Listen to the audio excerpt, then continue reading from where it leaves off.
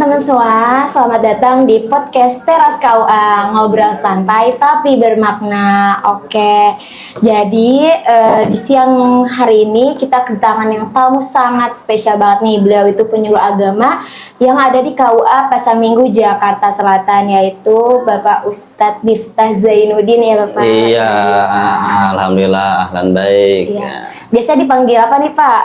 Biasa dipanggil Pak Ustadz, Pak Ustadz Miftah, atau Abang Zen. Abang Zen, oke. Bebas Oke. dah. Beliau ini penyuluh agama di KUA Pasar Minggu ya teman-teman. Pasti beliau itu juga udah banyak pengalaman ya. Bahkan penyuluh juga sering banget terjun ke lapangan ya Bapak ya. Iya. Ya, pasti emang. tahu banget dong soal tentang pernikahan, hubungan, bahkan pengalaman rumah tangga. Oke. Jadi di tema kita kali ini menikah bukan hanya sah tapi juga ibadah. Tadi kita udah ngobrol bareng dari segi pandang KUA ya Pak. Sekarang kita bersama Bapak nih dari segi pandang penyuluhan agamanya Pak. Oke ya Pak. Jadi gimana sih menurut Bapak apa makna mendalam dari akad nikah dalam perspektif Islamnya Pak? Siap. Jadi langsung saya nih. Ya, nah, baik. Bismillahirrahmanirrahim. Assalamualaikum warahmatullahi wabarakatuh. Alhamdulillahirabbil alamin. Assalatu wassalamu ala asyrofil anbiya'i wal mursalin sayyidina Muhammadin wa ala alihi washabbihi ajmain, amma ba'du. Kawan-kawan mahasiswa yang mulia, begitupun sahabat KUA yang berbahagia dimanapun Anda berada, ya. Bagi yang jomblo, kami tunggu di KUA. Berkenaan dengan nikah, ya, barangkali kami dari sisi praktisi yang terjadi di lapangan. Jadi pernikahan itu bukan hanya diidentikan dengan sebuah pesta, sebuah hajatan, tapi justru sebuah acara yang menghalalkan yang tadinya yang haram. Dalam artian sebuah peristiwa yang sangat sakral, ya, selain resmi karena harus disahkan di hadapan pegawai pencatat nikah, dalam hal ini penghulu. Kemudian nikah itu juga sebenarnya hal yang lumrah bagi makhluk gitu ya. Jadi bukan hanya manusia. Makanya kan nikah secara bahasa itu kalau kita membaca kitab-kitab klasik ya, itu memiliki makna ad-domu wal jam'u, yang artinya itu berkumpul, bersatu atau nempel ya. Dan itu bukan hanya bagi manusia saja. Makanya ada istilah tanah kahul asjar. Pohon-pohon itu saling bertempel dalam arti kawin untuk berbunga yang nantinya akan berbuah. Nah, jadi jangankan manusia, apalagi hewan kan. Hewan mah kita udah jelas bisa menyaksikan ketika pengen nyeruntul ya. Nah, adapun untuk manusia itu ada aturannya, khusus bagi kaum muslimin. Jadi secara istilah nikah itu adalah akad ya, yang al-mustamilu, yang mencakup syurutun wa arkanun. Jadi ada syarat-syaratnya, ada rukun-rukunnya. Nah, sehingga tadi yang disampaikan kalau terpenuhi syarat dan rukunnya, nikahnya menjadi sah. Tapi gak hanya sebatas sah. Kalau dulu ada ungkapan anak muda, ya, nikah itu bukan hanya sebatas basah, itu namanya kawin saja. Nah, tapi nikah itu harus sah karena ada syarat dan rukunnya. Nah, sekarang yang diangkat adalah gak cukup sah doang, tapi harus jadi nilai ibadah. Sebagai pengantar, barangkali nikah itu kalau diambil dari kata fi'il madinya, nakaha, nunnya itu ada niat. Nah, ini yang harus pertama kali diperhatikan supaya jadi nilai ibadah. Ya, karena innamal a'malu binniyat. Ya, amal perbuatan kita ini tergantung niat. Dan niat dalam pernikahan harus benar-benar dipersiapkan. Karena Allah dalam hadis qudsi bilang, makana lillahi dama wattassola wa makana li ghairillahi yanhama. Sesuatu yang diniatkan karena Allah, dama wattassola, akan langgeng jaya. Wa makana li ghairillah, akan tetapi ketika diniatkan bukan karena Allah, hanya cinta sesaat, cinta satu malam, hanya sebatas apa lagi? Gaya hidup, atau karena gengsi, yanhama, maka tunggu kehancurannya Iya. Ini barangkali pengantar udah kepanjangan ya, silakan. Oke, wah, sangat jelas ya buat teman-teman. Jadi nikah itu hal yang lumrah. Juga nikah itu juga ada syarat-syaratnya bahkan serta rukun-rukunnya. Jadi jangan disalahgunakan juga. Jangan hanya sekedar status atau legalitas. Oke. Jadi apa saja sih Pak kayak bentuk nyata ibadah dalam kehidupan rumah tangga? Iya, ibadah itu kan memiliki kaidah dan rukun. Rukun ibadah itu 3. Yang pertama ya niyatuha soleh. Ya, niatnya itu harus bagus ya. Yang kedua memberikan manfaat. Dan yang ketiga sesuai dengan syariat. Baru ketika yang 3 ini terpenuhi dikategorikan sebagai ibadah.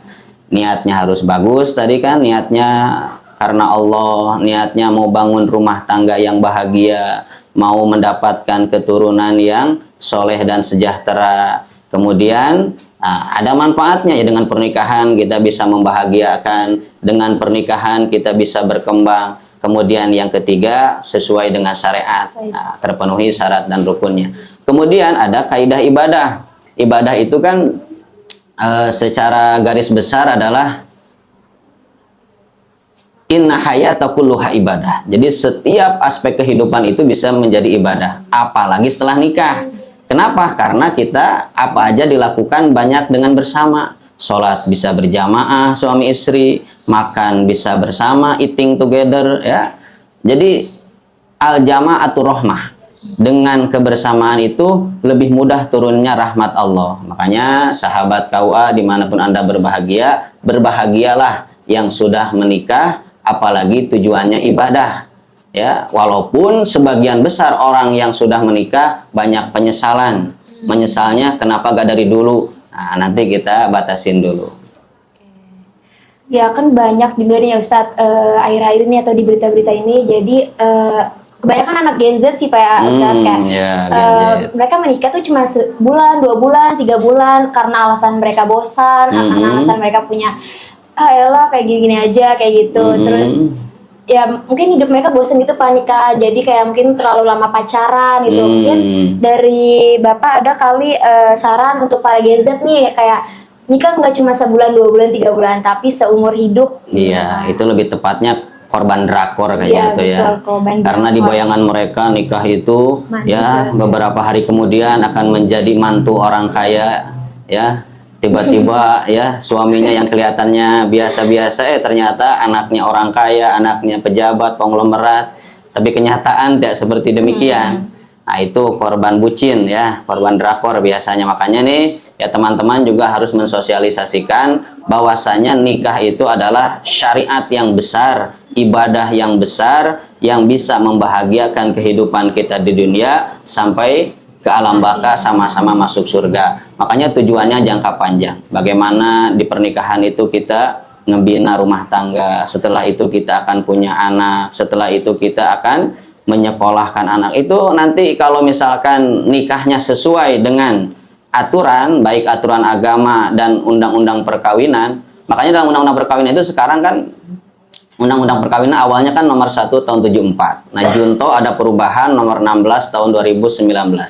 Itu ada penambahan usia minimal calon pengantin yang tadinya 16 jadi 19. Kenapa ini dinaikkan? Hasil konsensus para ulama di Indonesia itu kalau nikah terlalu dini, perceraian makin banyak. Nah, makanya salah satu untuk mencegah si Gen Z ini ya bagaimana ditahan dengan undang-undang perkawinan. Kalau lu pengen nikah, usia harus matang, minimal 19. Dan usia 19 itu usia emas dalam arti berharga, harus punya persiapan. Makanya bahasa hadisnya, ya ma'syarus syabab manis tato'a minkumul ba'at. Wahai pemuda, kalau kamu sudah memiliki modal, modal di situ kan modal kepribadian, modal tanggung jawab, modal bisa mencari penghasilan. Makanya Gen Z kami berpesan, pertama, ya usia pernikahan itu minimal 19 tahun. Makanya daripada kelamaan nunggu nikah yang sudah pacaran, mendingan udahan. Ya, jadi segera putuskan ya, putuskan untuk berakhir atau putuskan untuk menanti-nanti sampai datangnya waktu yang pas untuk menikahkan. ya LDRan aja ya, nggak usah deket-deketan, nanti khawatir offset keduluan ya. Ya, jadi buat teman-teman yang udah siap nikah banget, langsung aja ya nih Ustadz ke KUA ya Ustadz, langsung aja ke KUA. Jadi biar gak lama-lama lah jomblo kan.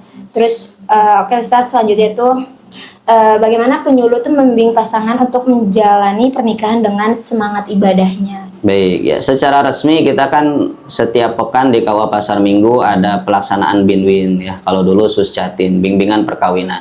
Nah itu penyuluh yang mendominasi dalam hal memberikan penyuluhan. Nah, secara resminya, adapun ya secara non formalnya kita kan di majelis taklim ya, di majelis taklim remaja kan banyak, apalagi DKI Jakarta ini termasuk yang paling banyak majelis taklim pemudanya ya, bahkan ada majelis taklim Jackmania itu kan ngadain juga majelis taklim. Nah saya sering sampaikan ya usia pernikahan, tujuan pernikahan, nah sehingga ya ini benar-benar dipikirkan, nikah itu untuk membangun rumah tangga yang bahagia, bukan untuk pembuktian cinta. Nah, karena cinta itu kadang buta ya. Hati-hati, harus pintar menjaga dan memelihara. Oke, ya buat temen ya itulah harus menjaga pandangan, terus ya harus jaga diri kalian masing-masing, karena yang menjaga diri kalian itu ya kita sendiri gitu kan. Oke, selanjutnya Ustadz, kayak apa sih peran penyuluh agama dalam mendampingi calon pengantin melalui bimbingan pranikah? Iya tadi ya, memberikan bimbingan dengan cara yang kekinian ya, jadi tidak monoton. Ada simulasi, ada nyanyi-nyanyi ya, kemudian game-game segala macam itu kita sajikan. Apalagi sekarang itu harus bersertifikasi. Jadi yang memberikan pelatihan atau narsum di binwin itu gak sembarangan, harus yang sudah memiliki sertifikat BIMTEK ya.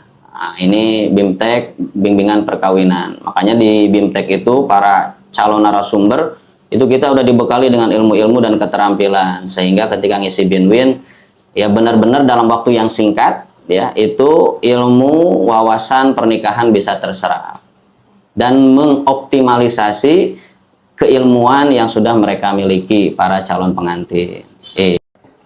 Oke, selanjutnya nih Ustadz, apa sih perbedaan pasangan yang ikut bimbingan sama yang tidak ikut bimbingan pada saat pranikahnya Ustadz? Iya, sebenarnya kalau sekarang itu udah wajib ya, jadi semua calon pengantin itu harus mengikuti binwin, bimbingan perkawinan, dan itu nanti keluar sertifikat sebagai syarat untuk bisa dicetaknya buku nikah.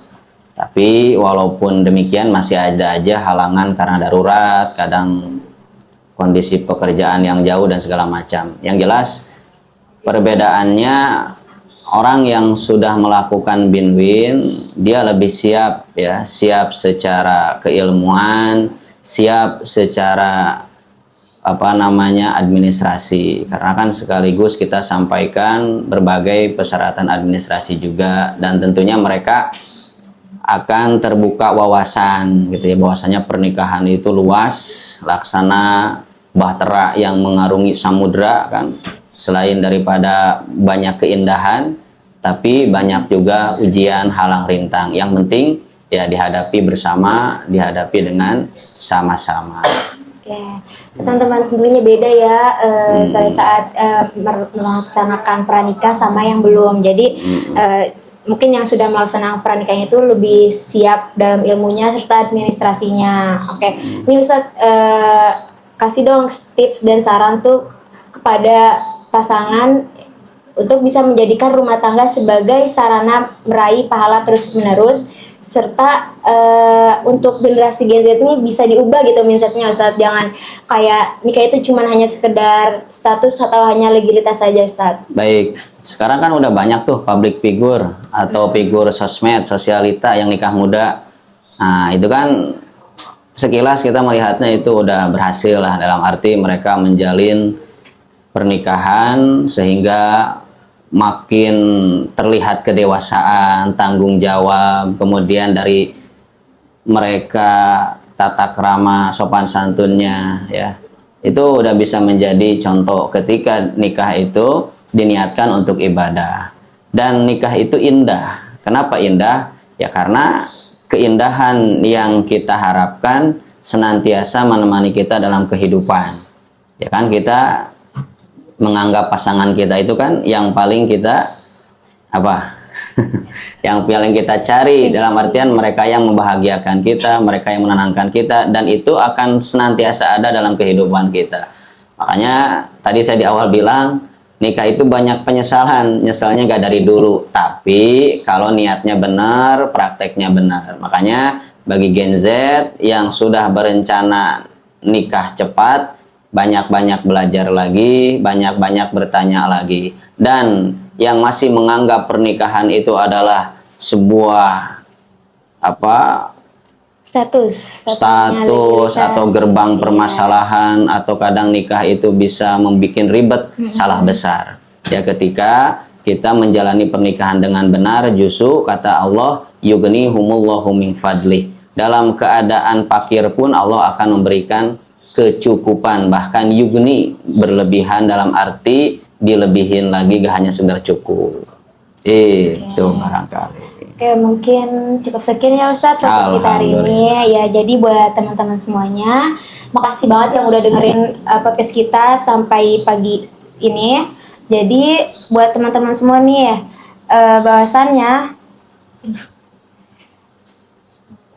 semoga obrolan kita hari ini bisa bikin kalian mikir 2 kali, tapi bikin mikir itu bukan ragu, tapi untuk persiapan kematangan kalian untuk persiapan nikah. Nikah itu bukan hanya sekedar bermain-main atau bukan hanya status, tapi juga nikah itu buat ibadah seumur hidup, bahkan dunia akhirat. Oke. Jadi jangan cuma cari pasangan yang nyambung di chat, tapi juga nyari nyambung doa serta versi nyambung surganya.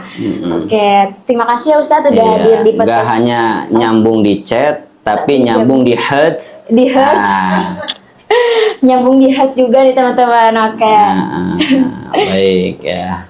Terima kasih Ustadz atas podcast kita ini. Sama-sama teman-teman mahasiswa juga. Semoga apa yang udah dibekali sama Ustadz tadi bisa bermanfaat buat kita semua, khususnya buat para Gen Z yang mau menikah, bisa dipersiapin lagi matang-matang, bisa dipikir-pikir lagi. Pokoknya jangan sampai nikah itu hanya untuk bermain-main saja ya. Oke, cukup sekian podcast kita hari ini. Sebelumnya aku ada pantun dulu nih ya teman-teman sebelum closing kita di podcast hari ini. Oke. Ke Cianjur naik sepeda. Lihat pengantin senyum bahagia. Buat yang lagi nunggu jodoh tiba, tenang aja, Allah udah atur waktunya. Wassalamualaikum warahmatullahi wabarakatuh.